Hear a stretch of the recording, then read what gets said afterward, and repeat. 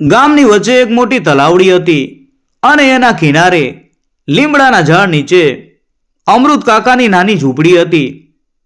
અમૃત કાકા એટલે માટીના ઘડા બનાવનાર.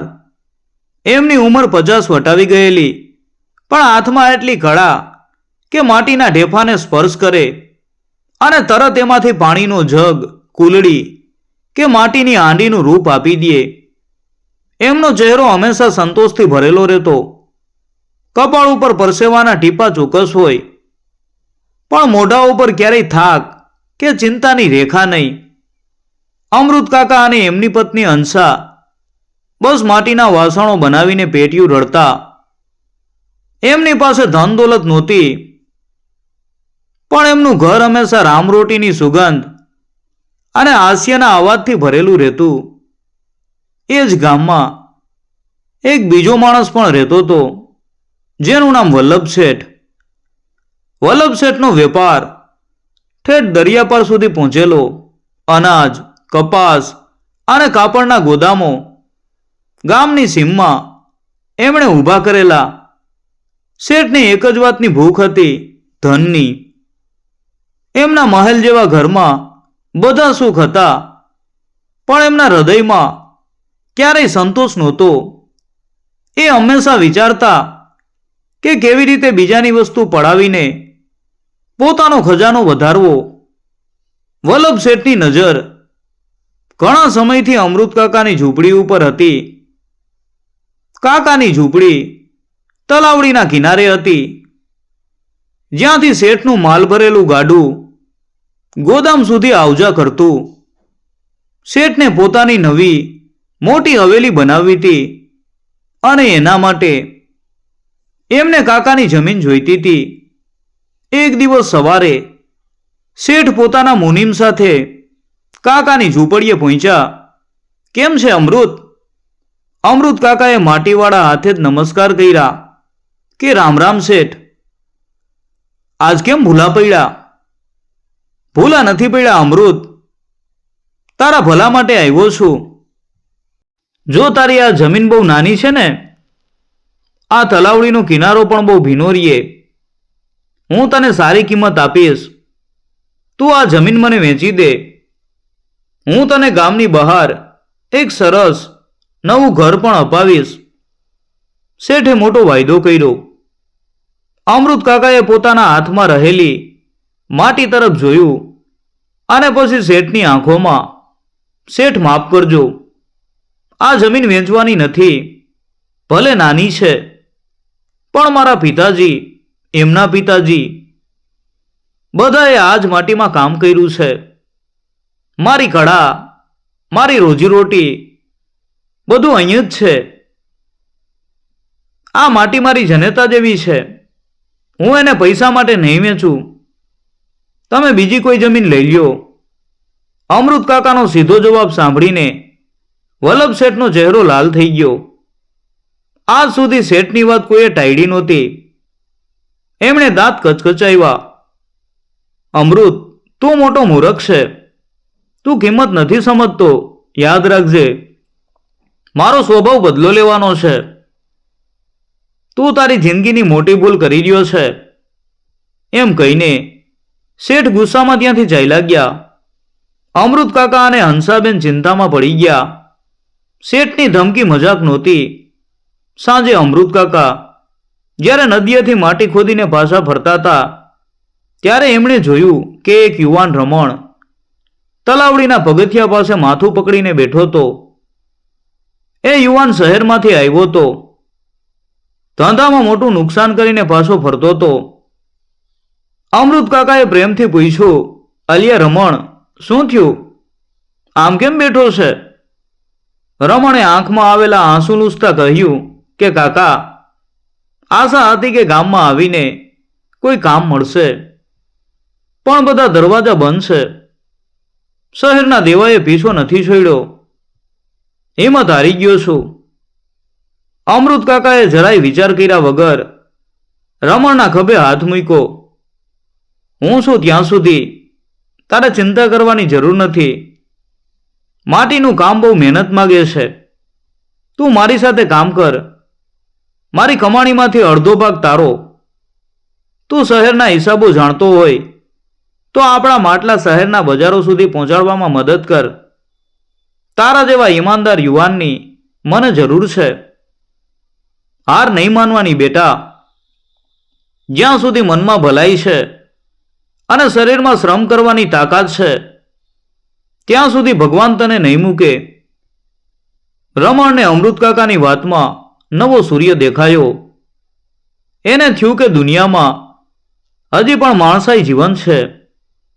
આ હતો અમૃતકાકાનો સ્વભાવ.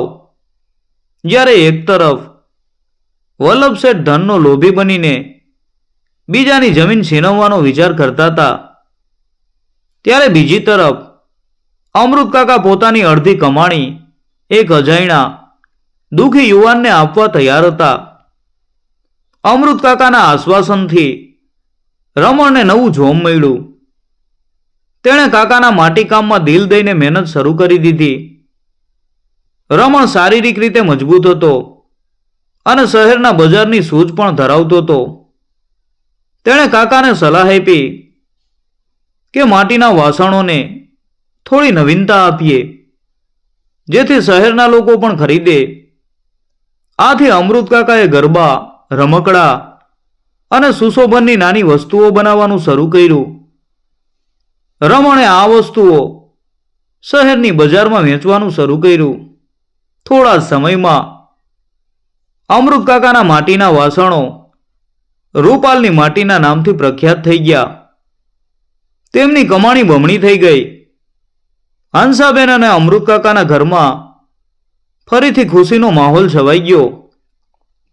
પણ વલ્લભ શેઠને આ વાત પસંદ ન આવી. એક તો કાકાએ તેમની જમીન વેચવાની ના પાડી હતી અને ઉપરથી કાકા અને રમણનો વેપાર વધતો જતો હતો. શેઠની ઈર્ષાની આગ વધુ ભડકી. એમને થયું કે જો અમૃતકાકા આટલો સારો વેપાર કરશે તો ગામમાં તેમની મોટાઈ ઓછી થઈ જશે. શેઠે બદલો લેવાનું મન બનાવ્યું. એમણે પોતાના મુનિમને બોલાવ્યો અને એક ગંદી યુક્તિ વિચારી કાઢી. એ જ રાત્રે જ્યારે ગામ સૂતું હતું ત્યારે શેઠના માણસોએ અમૃતકાકાની ઝૂંપડી પાસે રાખેલો વેચવા માટે તૈયાર કરેલો માટીના વાસણોનો મોટો ઢગલો ચોરી લીધો. વાસણોનો મોટો જથ્થો ચોરાયો અને આખી જગ્યા છીનભીન કરી નાખી. સવારે જ્યારે અમૃતકાકા ઉઠ્યા અને બહારનો નજારો જોયો ત્યારે તેમના પગ નીચેથી જમીન સરકી ગઈ. હાય રામ, આ શું થયું હંસા? કાકાએ દુઃખી અવાજે કહ્યું. હંસાબેન પણ રડતા રડતા ત્યાં આવ્યા. માટીના સુંદર વાસણો તૂટેલા પડ્યા હતા અને જે સાબુત હતા તે બધા ગાયબ હતા. આ ચોરીથી તેમને મોટું નુકસાન થયું હતું. રમણે જ્યારે આ નુકસાન વિશે જાણ્યું ત્યારે તેને ખૂબ ગુસ્સો આવ્યો. તેને લાગ્યું કે આ કામ વલ્લભ શેઠનું જ છે. કાકા, આ શેઠની જ કરતું જ છે. આપણે પોલીસમાં જઈએ. આ વખતે આપણે એમને પાઠ ભણાવવો જ પડશે. પણ અમૃતકાકાએ શાંતિથી કહ્યું, ના રમણ, આપણે કોઈ ઝઘડામાં નથી પડવું. ઈશ્વર ઉપર વિશ્વાસ રાખ. કવિઓએ કહ્યું છે ને, કર્મ કર, ફળની ચિંતા ન કર. વલ્લભ શેઠને એમના કર્મનું ફળ મળશે જ. આપણે તો બસ આપણું કામ ફરીથી શરૂ કરીએ. આ શેઠે આપણું ધન ચોર્યું છે પણ આપણા હાથની કળા નથી ચોરી શક્યા કે નથી આપણા મનની શાંતિ છીનવી શક્યા. ચાલ ફરીથી માટી ખોદીએ. અમૃતકાકાની વાત સાંભળીને રમણ શાંત થઈ ગયો. તેને કાકાની મનની મોટાઈ ઉપર ફરીથી માન આવ્યું. બીજા દિવસે સવારથી જ રમણ અને કાકાએ ફરીથી મહેનત શરૂ કરી. આ વખતે અમૃતકાકાની મહેનત અને રમણના નવા વેપારની તરકીબો રંગ લાવી. ચોરાયેલા માલના નુકસાનને ભરપાઈ કરવા માટે તેમણે દિવસ રાત જોયા વિના કામ કર્યું. આ બાજુ વલ્લભ શેઠ પોતાના કરેલા કામ ઉપર મલકાતા હતા. એમને લાગ્યું કે અમૃત કાકા હિંમત હારી જશે અને તેમની જમીન વેચી દેશે. પણ શેઠને ખબર નહોતી કે એમનું પોતાનું નસીબ એક મોટો વળાંક લેવા જઈ રહ્યું છે. ધનના લોભમાં આંધળા બનેલા શેઠે એક મોટો સંગ્રહ કરવા માટે દૂરના શહેરમાં એક મોટો માલસામાનનો સોદો કર્યો હતો. આ સોદા માટે એમણે પોતાની ઘણી બધી જમીન ગીરવે મૂકીને લોન લીધી હતી. એક સાંજે ગામની તલાવડીના કિનારે શેઠ પોતાના ભવ્ય પ્લાનિંગમાં ડૂબેલા હતા. ત્યારે એક વિચિત્ર ઘટના બની. શેઠને ખબર નહોતી કે કુદરત ન્યાય કરવા માટે તૈયાર હતી. જેણે અમૃત કાકાના માટલા ચોરાવ્યા હતા, હવે તેની જ વારી હતી. વલ્લભ શેઠ પોતાના અનાજ ભરેલા મોટા ગોદામનું નિરીક્ષણ કરી રહ્યા હતા. તેમની નજર અમૃત કાકાની ઝૂંપડી ઉપર પડી અને તેઓ મનોમન હસ્યા. તેમને ખાતરી હતી કે માલ ચોરાયા પછી હવે કાકા લાચાર થઈને જમીન વેચી દેશે.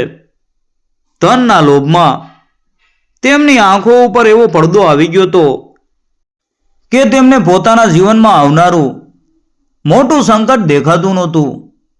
બરાબર એ જ દિવસોમાં હવામાન ખાતાએ ભારે વરસાદની આગાહી કરી. ભારે વરસાદમાં તલાવડી છલકાવાનો ભય હતો. અમૃત કાકા અને રમણ મહેનત કરીને નવા માટીના વાસણો બનાવતા હતા. ત્યારે ગામના લોકો એમના માટીકામની પ્રશંસા કરવા આવતા. આ પ્રશંસા સાંભળીને વલ્લભ શેઠ વધુ અકળાયા. એ રાત્રે આકાશમાં કાળા ડિબાંગ વાદળો છવાઈ ગયા. વીજળીના કડાકા સાથે મેઘરાજાએ જોરદાર વરસવાનું શરૂ કર્યું. સતત 3 દિવસ સુધી વરસાદ પડ્યો. તલાવડીમાં પાણી ભરાઈ ગયા અને તેનો પ્રવાહ ગામની સીમ તરફ વળ્યો. વલ્લભ શેઠનું મુખ્ય ગોદામ તલાવડીની નજીક નીચાણવાળી જગ્યાએ હતું, જે એમણે માત્ર ધન બચાવવાના લોભમાં લીધું હતું. શેઠને થયું કે ગોદામ મજબૂત છે, કાંઈ નહીં થાય. પણ નદી નાળા છલકાતા પાણીનો પ્રવાહ એટલો જોરદાર હતો કે ગોદામની આજુબાજુની દિવાલો તૂટવા લાગી. સવાર પડી પણ વરસાદ અટક્યો નહીં. વલ્લભ શેઠે ગભરાઈને મુનિમને બોલાવ્યો. જલ્દી જા, ગોદામનો માલ બચાવ. આપણો બધો માલ ત્યાં છે. મુનિમ ગભરાયેલો હતો, પણ શેઠની ધમકીથી તે ગોદામ તરફ ભાગ્યો. પણ ત્યાં પહોંચતા જ તેણે જે દ્રશ્ય જોયું તે ભયાનક હતું. ગોદામનો અડધો ભાગ પાણીમાં ડૂબી ગયો હતો અને અનાજ, કપાસ બધું પલળીને બગડી રહ્યું હતું. આ બાજુ અમૃત કાકાની ઝૂંપડી તલાવડીના કિનારે ઊંચા ટેકરા ઉપર હતી, તેથી પાણી ત્યાં નહોતું પહોંચ્યું. પણ કાકાને ચિંતા હતી ગામના નીચાણવાળા વિસ્તારોમાં રહેતા ગરીબ લોકોની. અમૃત કાકાએ રમણને સાથે લઈને ગામના બીજા યુવાનોને મદદ માટે બોલાવ્યા. વરસાદ વચ્ચે અમૃત કાકા અને રમણ માટીના મોટા વાસણો, કોથળાઓ અને લાકડાનો ઉપયોગ કરીને ગામના નીચાણવાળા ઘરો તરફ પાણીનો પ્રવાહ રોકવા માટેની દિવાલો બનાવવા લાગ્યા. એમણે પોતાનો થાક કે પોતાનું નુકસાન ન જોયું. એમની મદદથી ગામના ઘણા ઘરો બચી ગયા. જ્યારે વલ્લભ શેઠે પોતાના ગોદામની દુર્દશા જોઈ ત્યારે તેઓ માથું પકડીને રડી પડ્યા.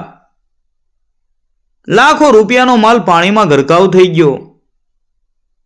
જે પૈસા માટે એમણે અમૃત કાકાનો માલ ચોરાવ્યો હતો, એનાથી 10 ગણું નુકસાન કુદરતે એમને પહોંચાડ્યું.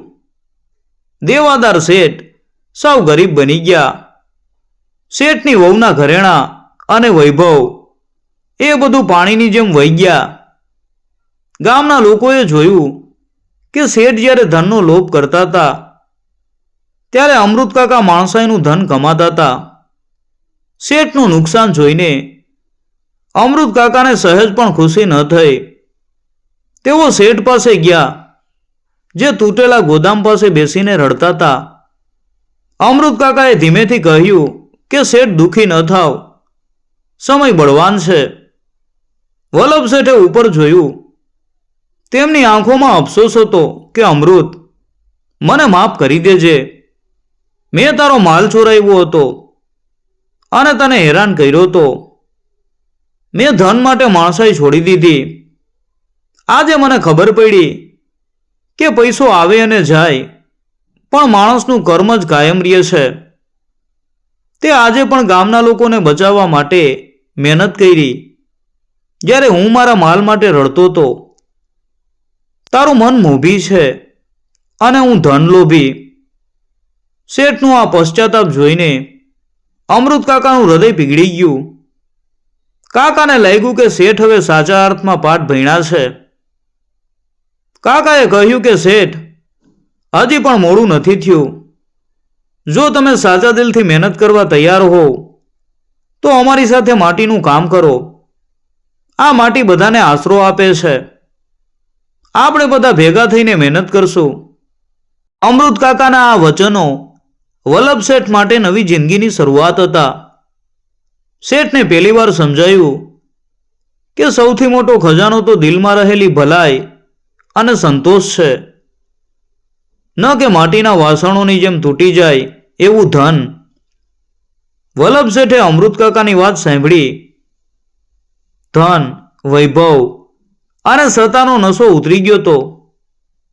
આજે તેમની પાસે માત્ર પસ્તાવો અને તૂટેલા ગોદામની ભીની માટી હતી.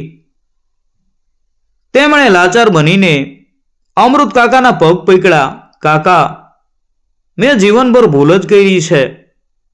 મેં માણસાઈ છોડીને ધનનો પીછો કર્યો અને જુઓ, કુદરતે મારું સર્વસ્વ છીનવી લીધું. જો તમે મને તમારા કામમાં થોડી જગ્યા આપો તો હું તમારો ગુલામ બનીને પણ સેવા કરીશ. મારે હવે ધન નથી જોઈતું, માત્ર મારા પાપ ધોવા છે. અમૃત કાકાએ શેઠને ઊભા કર્યા. તેમની આંખોમાં સાચી હમદર્દી હતી. શેઠ, ગુલામ નહીં, પણ તમે અમારા ભાઈ બનીને કામ કરો. આ માટી બધાને સમાન ગણે છે. તમે વેપારની બધી તરકીબો જાણો છો. તમે રમણ સાથે મળીને અમારા માટીના વાસણોને દૂર દૂર સુધી વેચવામાં મદદ કરો. શરત એક જ છે, કામમાં ઈમાનદારી અને મનમાં સંતોષ. વલ્લભ શેઠે પોતાની જૂની લાલચ છોડી દીધી અને નવા જીવનની શરૂઆત કરી. તેમણે પોતાનો જૂનો ઠાઠમાઠ છોડી દીધો. હવે તેઓ મહેલના બદલે એક સાદા ઘરમાં રહેવા લાગ્યા અને સવાર સાંજ અમૃત કાકા સાથે માટીના કામમાં જોડાઈ ગયા. તેમની પાસે વેપારની સારી સમજ હતી, જેનો ફાયદો અમૃત કાકાના વેપારને થયો. શેઠે રમણ સાથે મળીને માલ સામાનના વિતરણ અને હિસાબ કિતાબનું કામ એટલું સરસ રીતે સંભાળી લીધું કે રૂપાલની માટીની માંગ આજુબાજુના 5 ગામડા અને શહેર સુધી વધી ગઈ. હવે વલ્લભ શેઠને માટીમાં કામ કરવામાં જે શાંતિ અને આનંદ મળતો હતો તે કરોડપતિ હોવા છતાં ક્યારેય નહોતો મળ્યો. તેઓ જાતે માટીના ઢેફા ઉપાડતા, માટલા સૂકવતા અને ગ્રાહકો સાથે હસતા મુખે વાત કરતા. તેમની પત્ની પણ હંસાબેનની મદદમાં જોડાઈ ગઈ. થોડા જ વર્ષોમાં અમૃત કાકા અને રમણ તથા વલ્લભ શેઠની મહેનત રંગ લાવી. તેમનો વેપાર ઘણો વધી ગયો, પણ આ વખતે તેમની કમાણીમાં લાલચ નહોતી, પણ સંતોષ હતો. તેમનું જીવન સરળ હતું, પણ ખુશ હતું. અમૃત કાકાએ રમણના લગ્ન કરાવ્યા અને તેને પોતાનો દીકરો માન્યો. ગામના લોકોએ જોયું કે અમૃત કાકાએ માત્ર ધન જ નહોતું કમાયું, પણ એક ધનલોભી માણસનું હૃદય પણ બદલી નાખ્યું હતું. વલ્લભ શેઠ હવે અમૃત કાકાના મદદગાર તરીકે ઓળખાતા.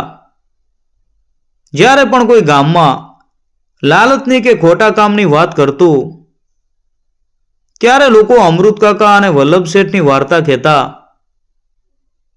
એક દિવસ વલ્લભ શેઠે અમૃત કાકાને પૂછ્યું કે કાકા, આટલું મોટું નુકસાન થયું છતાં તમે કેવી રીતે શાંત રહ્યા? મેં તમારો માલ ચોરાવ્યો છતાં તમે મને કેમ અપનાવ્યો? એટલે અમૃત કાકાએ હસતા હસતા જવાબ આપ્યો કે શેઠ, મેં હંમેશા ભલું કર્યું છે તો ભગવાને મારી કળા અને મારા મનની શાંતિ અકબંધ રાખી, અને તમે જ્યારે લાલચ છોડીને પસ્તાવો કર્યો ત્યારે કુદરતે તમને માફ કરી દીધા. જુઓ, જે દિવસે તમે મારો માલ ચોરાવ્યો એના થોડા જ દિવસોમાં તમારું આખું ગોદામ પાણીમાં ડૂબી ગયું. આ જ ન્યાય છે. મારો નિયમ હંમેશા એક જ રહ્યો છે, મન મોભી ધન દોભી. એટલે કે મન જો સંતોષી અને ભલું હોય તો ધનનો લોભ આપોઆપ દૂર થઈ જાય છે. સંતોષથી મળેલી રોટલીમાં જે મીઠાશ છે તે લાલચના ખજાનામાં ક્યાંય નથી. અમૃત કાકાની વાત સાંભળીને શેઠની આંખોમાં પાણી આવી ગયા. હવે તેઓ સાચા અર્થમાં ધનવાન હતા, કારણ કે તેમણે સંતોષરૂપી સૌથી મોટો ખજાનો મેળવી લીધો હતો. આ રીતે ગામમાં માત્ર માટીના વાસણો જ નહીં પણ માણસાઈ અને સંતોષની ભાવના પણ ખીલી ઉઠી.